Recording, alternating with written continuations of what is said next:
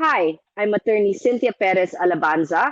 I'm NGCP spokesperson and head of its public relations department, and you are tuned in to Power Podcast. Welcome to Power Podcast, where we do an in depth discussion on all issues relevant to the Philippines energy sector with some of the most quotable newsmakers and important decision makers in the industry.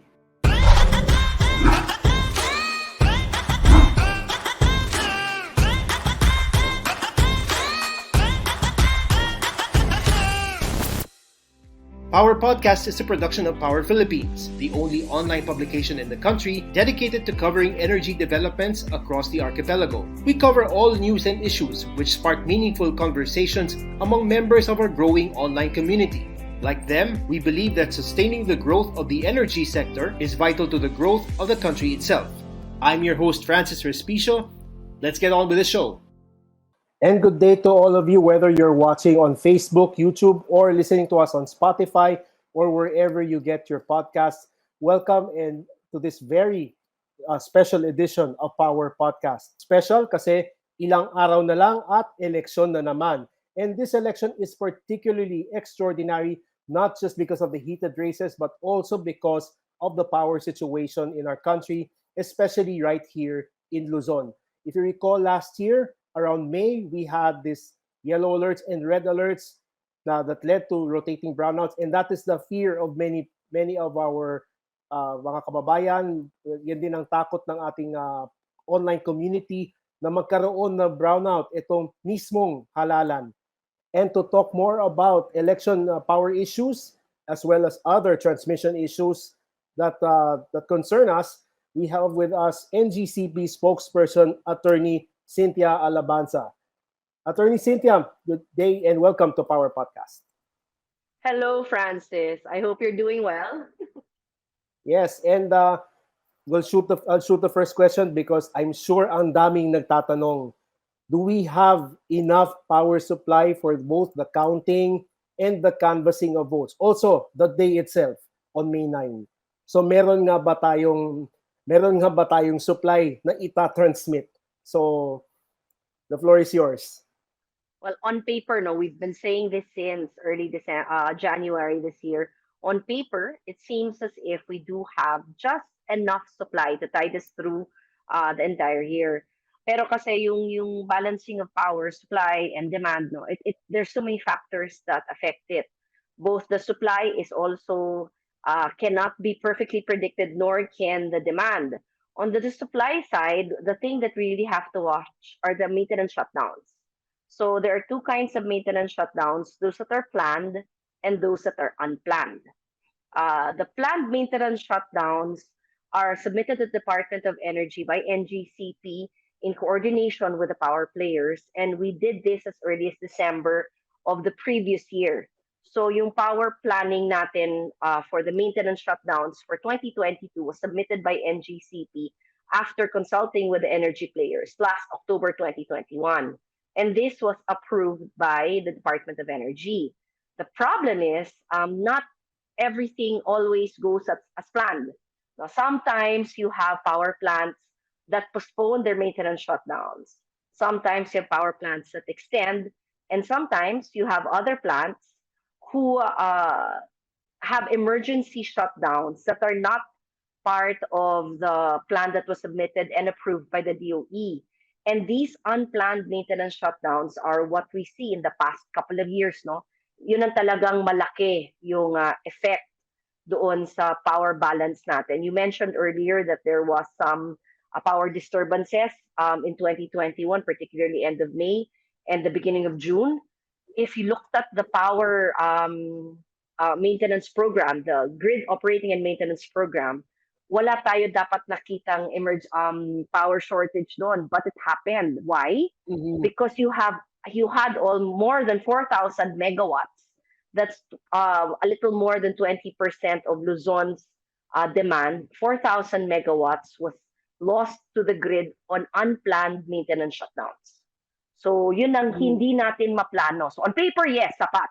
But it's the unplanned maintenance shutdown, the emergency shutdowns that we really have to look out for kasi we've seen the dramatic effect they've had on the power supply balance.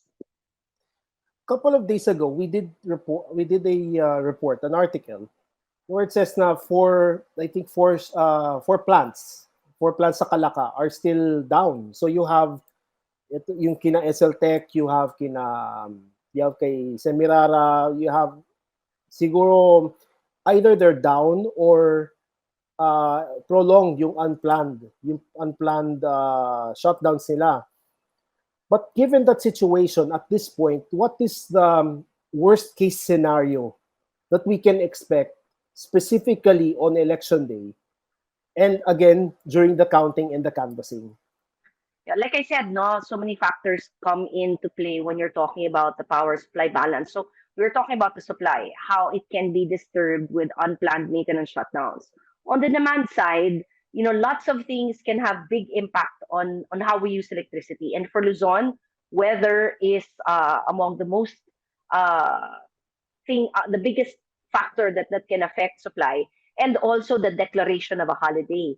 Because if you're looking at the Monday to Friday consumption, that's when all the businesses are open, the factories, the offices, etc.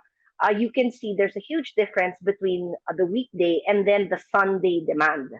Pag Sunday or a holiday, when the offices are shut off, when the businesses are not running and using electricity, there is a significantly lower demand, no? So I'm still a little bit unsure whether the election day has been declared a holiday, but traditionally it has been.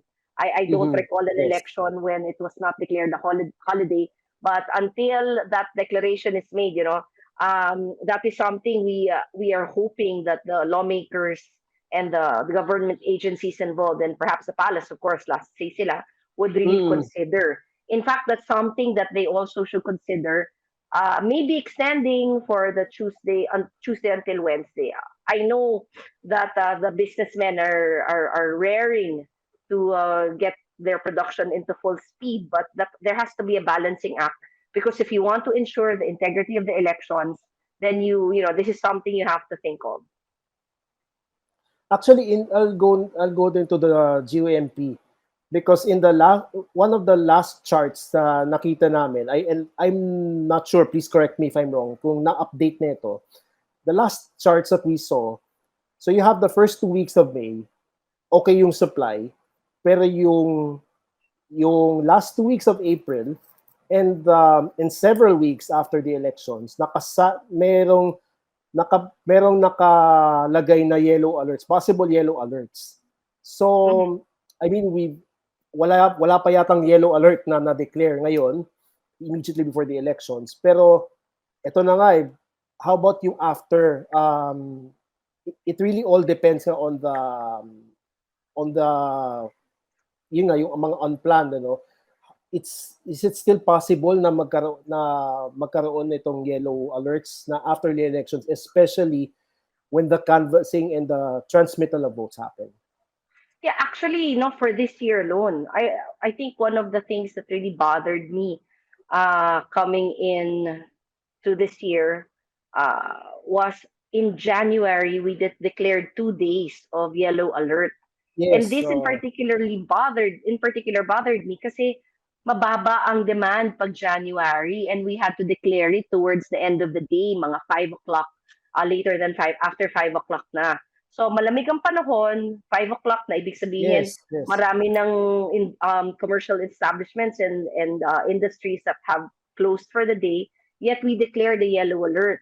And again, it was because of a combination of unplanned power interruptions, prolonged power maintenance schedules, and derated plant capacities. So sabi ko, it really just validates NGCP's concerns that there will be it's really too close for comfort, the excess levels that we have. I think we also declared again sometime in March, no? So that was the second Mm-mm. time we declared a red alert without having come into the peak period, the peak usage period, which we are forecasting to occur at the end of May pa. No? Mm-mm. So lots of factors. We did have some very unexpected summer rains.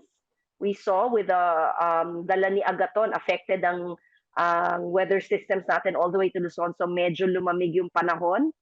So Mm-mm. on the one hand, NGCP is, commiserating with those that were yung napinsala ni Agaton. But on the other hand, a little bit of a sigh of relief kasi medyo hindi pumalo yung init as we expected it. But again, hanggang end of May pa yung inaantay natin. So we're not out of the woods yet.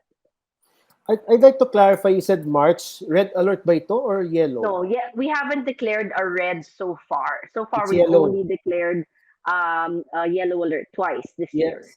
Wala Yes, pang red. And sana wala. wala nga, no? Sana Sana wala. wala. Sana wala. Sana wala. Sana di maulit yung last year. Yes, yes, Grabe yes. talaga yung last year. Oo. Um, Now, people are asking, in terms of transmission, I mean, of course, you see distribution side, merong mga backup plan for sure, si generation. But as far as transmission is concerned, do you have any backup plan, like a plan B in mind that's in place to Well, avert any? Yes, yes. Go ahead. Yes, go ahead. yeah. In transmission, it's what we call an N minus one. N minus Okay. one simply means that your system can withstand the loss of one major component. And that is Okay. one of our major project drivers. Meaning, anong ibig sabihin ng project driver?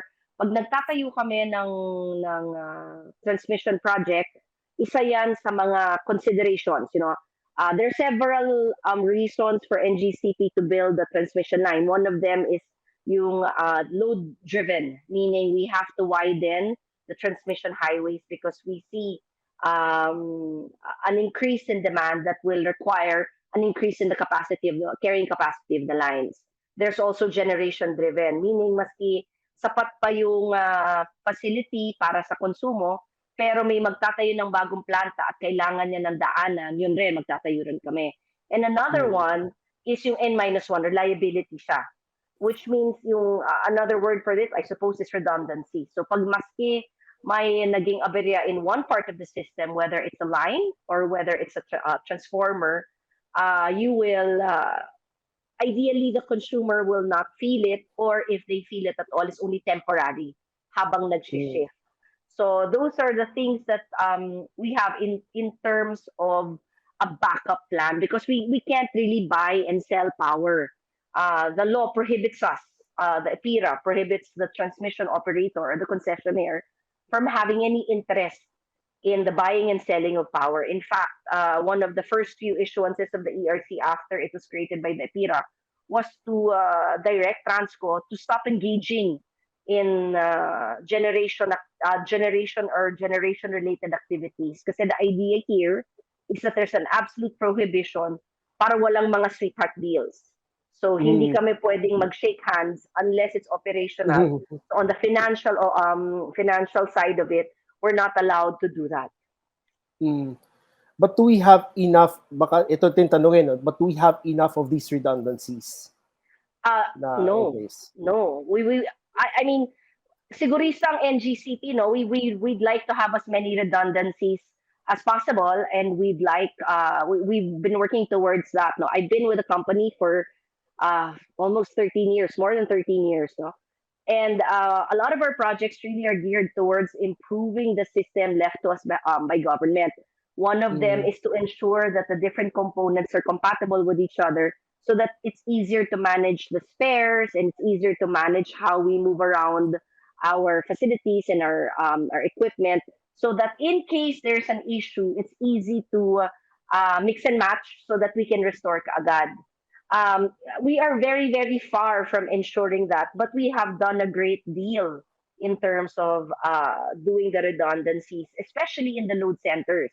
Um, One proof of this is the fact that although on any given day there will be grid disturbances somewhere. Every single day meron yan. Mm. Pero hindi na natin masyado nararamdaman yan kasi kung meron mang grid disturbances, either zero talaga mararamdaman mo because the transfer is seamless or it's going to last 10-15 minutes. Uh, Mm. I don't know how many of your viewers would remember the mid 90s na we had rotating power brown interruptions here in Metro Manila lasting hours on a daily basis, no. So That is a thing Oo, of the nabutan past. natin yan. Yes, oo, natatandaan ko yun, you know. That is a thing of the past because of, in large part, because of the efforts at getting more capacities to come in and the Mm. privatization of many assets because NGCP really has done a lot in terms of improving the grid. But is it enough for us? No. Talagang continuous effort yan yung pagpapalawak, pagpapaganda, and the reliability projects are something that we continue to strive towards. I'll go into numbers lang because I just wanted to, because na-curious lang ako dito sa redundancies eh. So, how many ideally yung kailangan nating redundancies? And how many are actually there in No, let's place? let's let's talk about it. No, I don't have the numbers for that because it's Okay. impossible to have because it's not like a n minus one. It's not like a 1:1 transformer or 1:1 Okay. line. No, it's just ensuring that when something goes out, other parts of the system are able to carry that load. An example of one of the redundancies or the n minus one features that we're trying to really push is something that we've discussed before, yung Cebu Bohol interconnection. Kasi yung Yes. iniwan sa amin ng gobyerno, isa lang yung connection point ni Bohol to the rest of Mm. the Visayas grid. So Yung sa special towers. oo. In the island, meron silang mga power plants pero hindi yan sapat para tugunan yung in-island usage niya. So for Mm. it to be able to sustain its demand, it sources bulk power from the rest of the Visayas grid where there are large power plants located like in Cebu, in Leyte, of course. No? So may connection yan from Leyte crossing crossing the ocean submarine cable and then going to Bohol. But we've seen before, no, in so many instances where Bohol is unaffected. The transmission system inside the island is okay, but it cannot source power because the latest system is down and or was affected by some weather disturbance. Example, Yolanda. Mm. Yolanda really landed in Leyte, doon talaga sa bandang north middle side ng Visayas dumaan. So though affected din si Bohol, mas nauna siyang nakabangon before that connection was made ready. So it was ready to receive power, but the damage to the Leyte facilities was just overwhelming. So ready na siyang tumanggap pero hindi pa siya makakuha dahil sira pa yung mga planta, sira pa rin yung mga transmission lines. Something similar Mm. also happened a couple of years ago. There was naman an earthquake in Leyte. Same. Bohol was unaffected, but the epicenter of that particular earthquake, I forgot which year this was somewhere near Ormoc, which is the hub of NGCP's transmission systems Mm. in the Visayas, lalo yung iniwan ng gobyerno yan. No?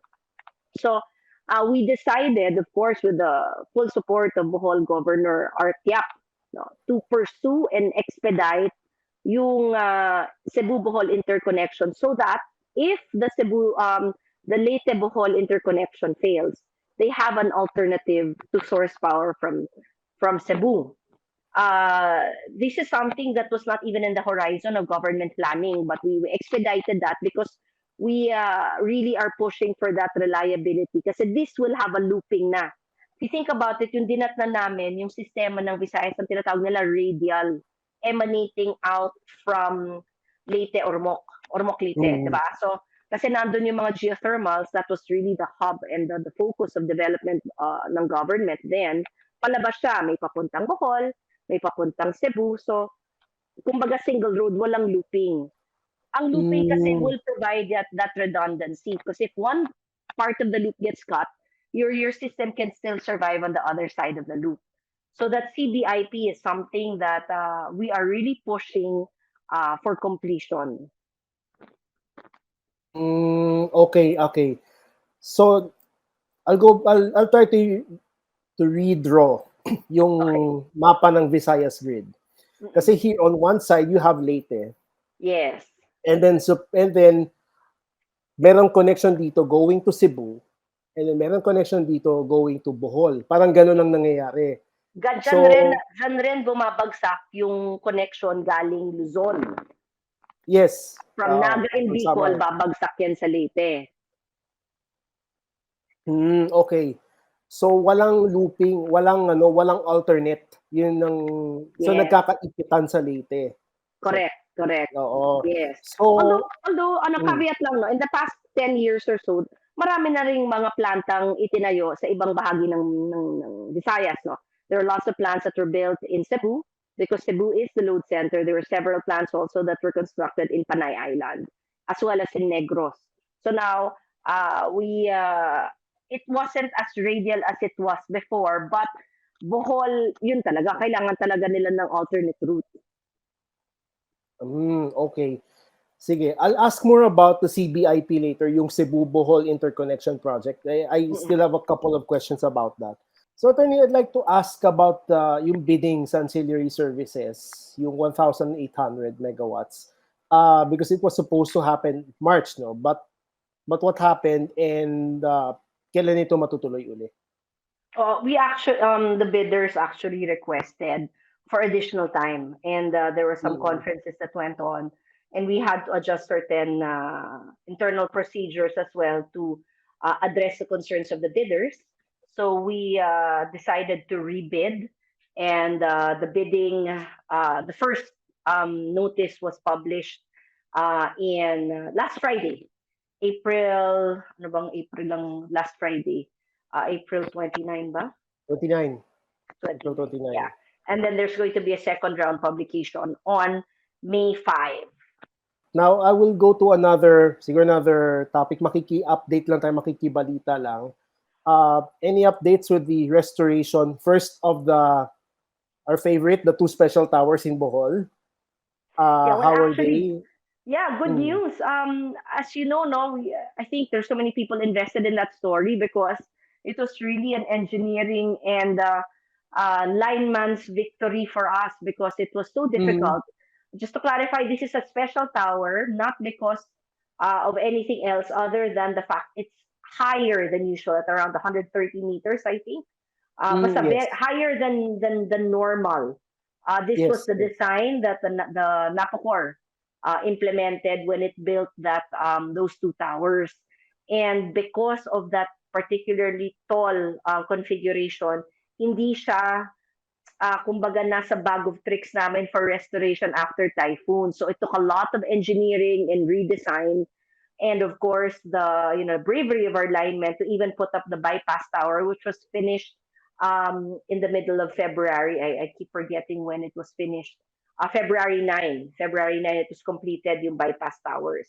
Tapos after Mm. that, the idea really is the bypass towers kasi naman are ERS. And while they are built to withstand yung one typhoon season, for ordinary towers, this was iba eh. So, minadali talaga namin yung pag-akyat ng permanent restoration ng towers, which ordinarily should take 8 months, but our engineering team, kudos to them, they were able to finish it last April, I think 18, 12 days ahead of schedule because our target was end of April. So natapos namin yon April 18 ahead of schedule. So if any of our line personnel and our engineers from our technical department will watch this, talagang saludo talaga ako sa kanila. Yung matatawaran ng ano nila, ang kanilang henyo at ang kanilang Mm. dedikasyon sa trabaho. That's good to know, no? So, but to clarify, April 18 na restore, but yung kailan siya na-energize? I'm sorry, it was restored on the 17th and energized on the 18th. Okay, so April 17 yung restoration, and then energization is April 18. Yes, that's correct. Okay. Okay, so, and if I got my timelines right, dapat 8 months, yung 8 months ay naging 4 months. Yes, yes. 4 months, no? Yes, 4 months. Yes, correct. I want to go back dun sa loop na sinasabi nyo kanina, no? So, parang ito nga si Leyte, and then you have one here to Cebu, one here to Bohol, pero si Bohol is dependent on Leyte. And you mentioned kanina yung CBIP. Mhm. We needed that Bohol needs that redundancy. But the question here is, and ang take-off ko nito is, when we were talking about that explainer video that we were doing regarding Bohol, you mentioned to us na merong mga merong mga problema kayo na i-encounter, may mga issues kayo na encounter with the CBIP. So, could you share with us kung ano yung mga issues na yon, and just for our online community, just for our audience to understand, and how, I mean, what are the different stakeholders doing about it? Well, that's another part of our job talaga na thankless talaga. Nobody wants NGCP to come in and build their projects, but everyone wants NGCP to be ready when they need the power.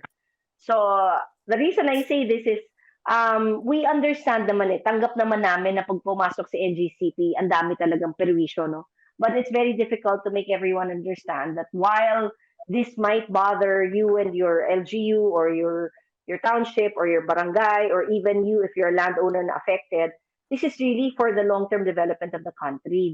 And I was actually in Cebu province the other week, no, to personally handle some of the concerns that we've been having for the Cebu, the whole interconnection on the Cebu side, because it's very difficult to try and get the buy-in of the LGUs when it comes to this. So we're still trying to convince some LGUs to support the project. And, we're always ready naman to get down all the way to the ground level, to the barangay level and explain.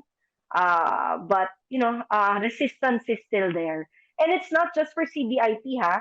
It's something that we encounter for all our, yung sinasabi niyong redundancy projects, like the Cebu Negros Panay, even the Mhm. MVIP, no, that's something where resistance was very difficult to overcome, and more close to home etong sa dito naman sa Hermosa San Jose sa Bataan corridor. We're having such a difficult time trying to convince the local governments to support the project, and even the judiciary, nahirapan kaming humanap na suporta dyan. Siguro let's generalize all of them, whether that's CBIP, Hermosa San Jose, NVIP, o sabihin natin kahit na yung, kasi may bago, we had a release several days ago about yung interconnection ng Mindoro, Palawan, Batangas, Mindoro. Lahat yan, sige, i-generalize na po natin. What are yung typical na challenges that you'd encounter? But am I right in saying na, yun nga, local communities, Environmental, yes. ecological, environmental, tsaka yung judiciary, actually, that's new. Medyo bago sa pandinig namin yun. Yung ecological, Actually, medyo expected yun. most of it is really will stem from the communities.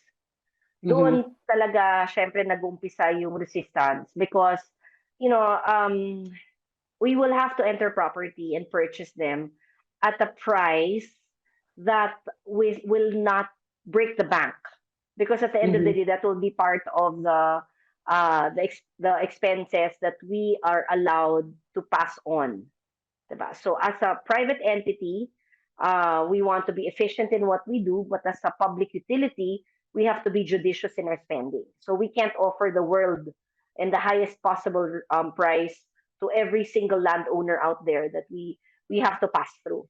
So it starts with there when we try to negotiate for a price to purchase the properties. And Mhm. when they are unhappy with the price, sometimes the local governments get involved. Okay, sometimes the barangay will get involved, the mayor will get involved, because at the end of the day, that's your constituent and you're supposed to be protecting them. So we understand also why the mayor will choose to mediate, or the barangay captain will choose to mediate on behalf of the um, the local government. Sometimes also our projects will not be aligned with the local government Mhm. proposal. So I always recall si Mr. Almedo always says na kaya yung straight line na transmission dapat, na straight line, no, nagiging parang ahas na paikot-ikot, because we have to reroute at the behest of many requests. And at the end of the day, yun ang yung mahirap, hybrid kami. We're a public utility but a private company. So hindi malaman ng tao kung paano kami ituturing. Kung gobyerno kami, siguro it will be easier to say, wala kang magagawa, it's government. But when they find out it's a private company, then they try to negotiate more. So where does the judiciary come in? The government also foresaw that that would be an issue. So we were granted under a franchise the right to expropriate. So if you and this is recognition of just how important the transmission projects are. Na hindi pwede yung maantala dahil ayaw makipag-negotiate ng isang landowner. So pag hindi na nag-fail ang negotiations, we can go to court. However, and supposedly the courts will after the deposit of a provisional amount. When I say provisional, kumbaga earnest money with the court, pwede na kaming pumasok at magtayo ng proyekto. Ituloy yung proyekto. No? And that provisional deposit is really meant for the protection of the landowner. That's an amount they can immediately withdraw. But uh, there will still be discussion if the just compensation o yung tamang presyuhan dapat pang itaas. So magkakaroon ng usapin yan. But in the meantime, that is being determined by the court. Pwede na nilang kunin yung pera. Pero minsan, ang tagal rin eh. Minsan taon rin ang inaabot, hindi pa kami nai-issuehan ng court nung tinatawag na rito possession o yung pahintulot para pumasok kami at umpisan yung proyekto. So, it all boils down to the end of the day, it's really perwisyo. Perwisyo talagang pumasok ang NGCP at magtayo ng ng uh, ng kanyang mga transmission projects. But at the end of the day, yan yung perwisyong kailangan natin kasi pag hindi kami nagtayo, maski damihan mo pa power plant, hindi makakarating yan dun sa bahay niyo. So yun, and that's across the board, across all our projects. We have a very difficult time because there's really a huge tendency to think parochially, within your backyard.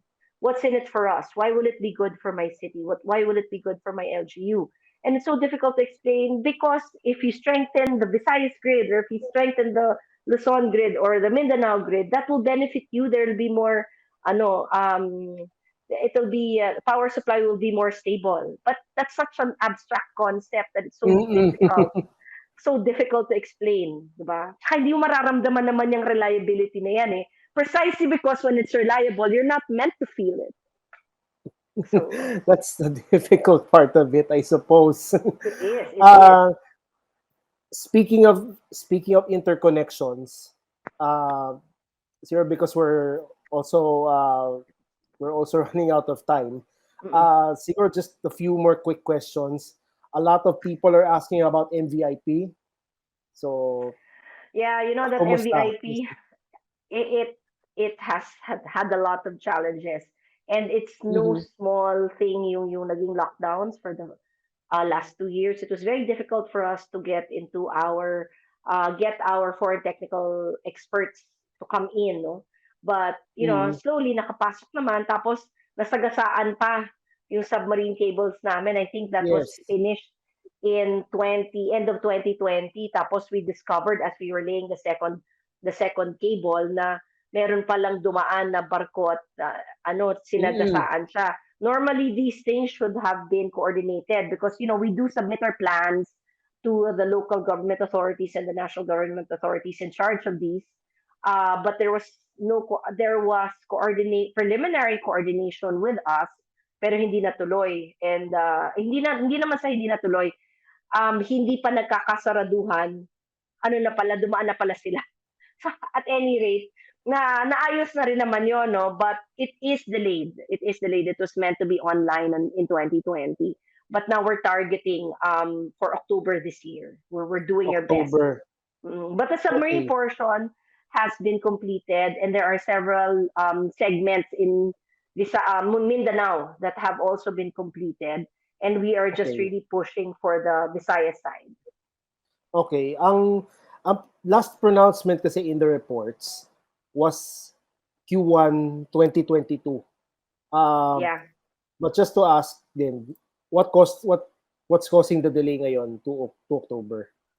Same, landowner resistance, LGU permitting resistance, and the usual. And one final question, and this not that, of course, we are We respect the choices of our electorate, but this just caught our attention some time ago. Si Vice President Leni Robredo suggested, after Odette in particular, na, and to quote her, it's high time that underground cabling be considered. Something, not the exact quote, but something to that effect. Um, from the transmission point of view, what are your thoughts on this? Siguro, I'll premise this also on yung pronouncement ni Senator Win when we interviewed him a few months ago. Na in principle, okay daw siya. Yes. Okay daw siya, pero mahal. Mm-mm. It will be costly. Although yes, may fund na gagawin. If I'm not mistaken, there's a law for it. But of course, we'd want to know your view as transmission operator. To Your be thoughts? fair, the pronouncement of VP Lenny is not unfair. She's not the first one to think it up. There are some areas where we have underground cables, lalo na for the city centers, mga urban centers. We try to do that, but Senator Win is absolutely right. It's expensive.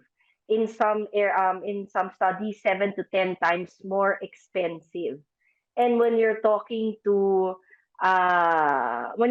about the transmission services where we're running, NGCP manages more or a little over 20,000 circuit kilometers of transmission lines. The cost impact of that would be unimaginable. I cannot even imagine. Right now, we're doing, I think, 4 to 5% of your transmission bill. If you decide to, let's say, no, first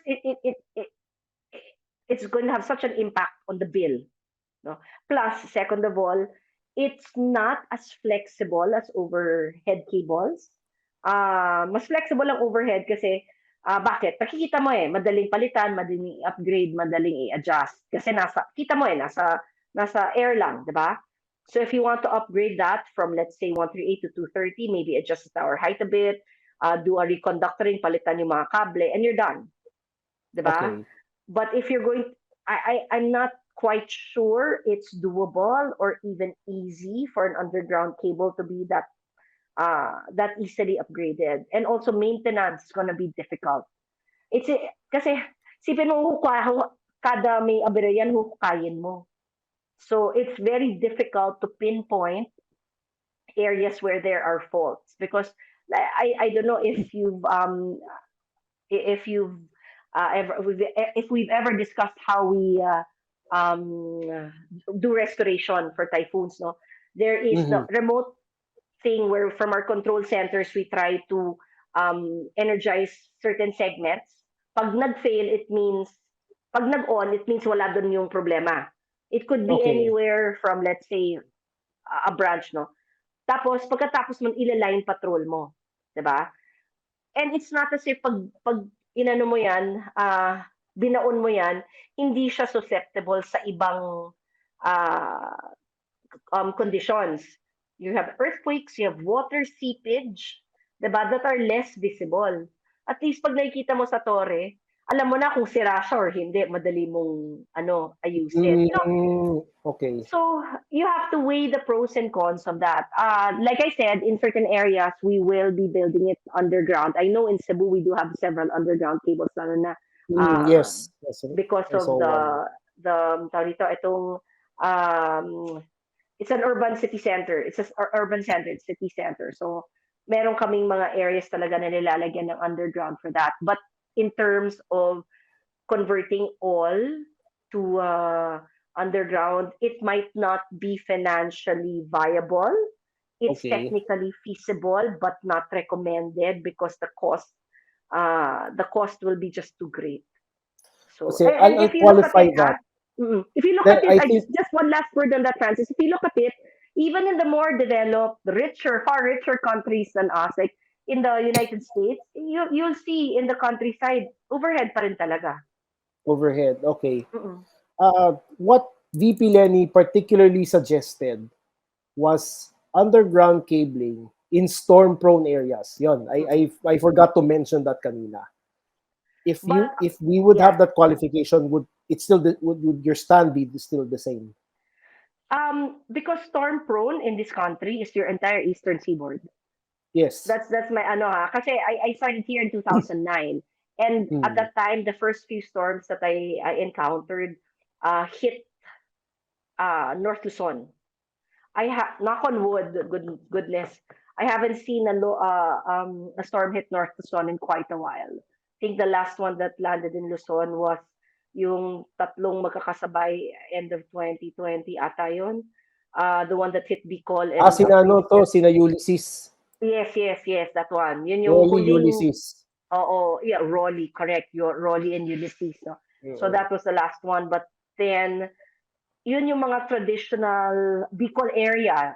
And I know VP Lenny is from there. Bicol area talaga dati yan ang bagsakan ng mga Hmm. malalaking at malalakas na storms. But lately, you've been seeing the likes of Yolanda in 2013.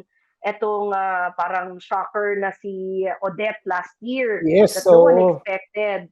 If you recall, there was also Sendong in Mindanao. And pababa ng there's an pababa.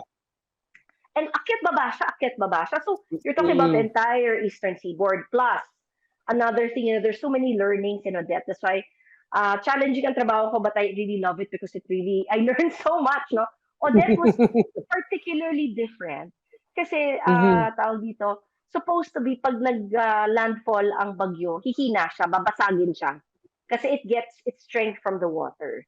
But Odette was very surprising according to our technical because it did not lose any strength from the time it landed in the southern Leyte.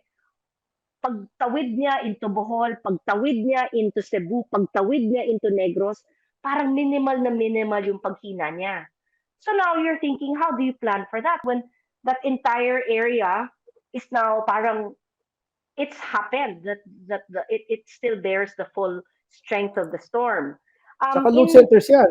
Yes, exactly. Kaya Cebu. nga hindi lang si Gov Yapo yung nagsasabi na unahin niyo kami. Of course, si Gov Garcia was also Mm. making similar requests. And, it's very difficult to say, no, wait, sabay-sabay kayo. But, kaya ang galing ng mga linemen namin eh. In fairness, end of the year, natapos nila. Walang nagpapasko, walang nagno-New Year yan. Ilang Yes, taon na yan, yes. dun sila talaga sa field. Nagba-birthday, nagpapasko, nagno-New Year. So, at any rate, at in Luzon kasi, pag dumaan yan sa Sierra Madre, the Caraballo Mountains and all of that, basag yan. So, although dadaanan, let's say Pangasinan and those areas on the western seaboard, by the time it reaches that area, hindi na siya kasing lakas as its landing point in the east. So, if you're going to say, let's do those vulnerable spots, and if you look at the hazard map, that's a lot also. Marami rin yan. In fact, we were just discussing that because every storm is a different learning opportunity for us. So, and oftentimes we do not even wait for government to update their data. We actually updated at our own initiative the hazard map. That's why we're also updating yung mga wind rating ng mga projects namin kasi nakita namin medyo yung huling nilabas mahina, hindi na responsive kasi the way those systems were built by Napocor Transco using the old wind rating, I think si Odette umakyat ng more than 200 kph per hour, but they were built only for 130 ata 140. So talagang maraming tumumba. Kasi it's surprising that something that strong will make it that far inland. And Yolanda was the same. Yolanda was the same. Hanggang Panay nga, tumba lahat eh. So, that can be the subject of study, but right now the technology that exists is a little bit beyond the reach of our ordinary pockets. Kung di nga kaya ng first world, lalo na tayo. We did learn a lot uh, from from you, Attorney Cynthia, and ang dami naming natutunan from transmission, like you. I mean, hindi naman kami mga engineer, hindi naman kami mga linemen, pero marami kami natututunan ngayon with this conversation here on Power Podcast. And siguro, We'd like to ask more questions, but yes, we are running out of time. And on that note, we'd like to thank you for guesting here on Power Podcast. Any final words? Actually, thank you, Francis, for inviting me over because, this is something that touches all of us on a day-to-day basis, but it's not really very accessible. So, salamat dun sa pagkakataong makapagpaliwanag kami, and I hope this reaches more and more of your viewers and your followers because the end of the day, NGCP, we just really want to make sure that you don't feel us. And when we do our job properly, you won't know us. And For those of your listeners and viewers and followers who are interested in grid operations, you can always follow us on our social media pages. We have the National Grid Corporation of the Philippines on Facebook and NGCP underscore alert on Twitter. We post regular updates on the grid and the status on a daily basis. So thank you again for having me, Francis. Thank you very much. At saka sa ulitin pag may explainer video kami. No problem. Hindi kami ng Anytime. tulong. Salamat po. And that wraps up today's Power Podcast. Tune in next time as we converse with the movers and shakers of the country's energy sector. For your comments and suggestions, shoot us a message on Power Philippines Facebook Messenger account or email us at news.powerph@gmail.com. And of course, be updated on the country's energy sector by visiting www.powerphilippines.com and by liking us on Facebook. If you want to view this podcast again, check out our YouTube channel at Power Philippines News. Again, that's Power Philippines News. I'm Francis Respicio. Have a powerful day and vote wisely. Let's all think of our country.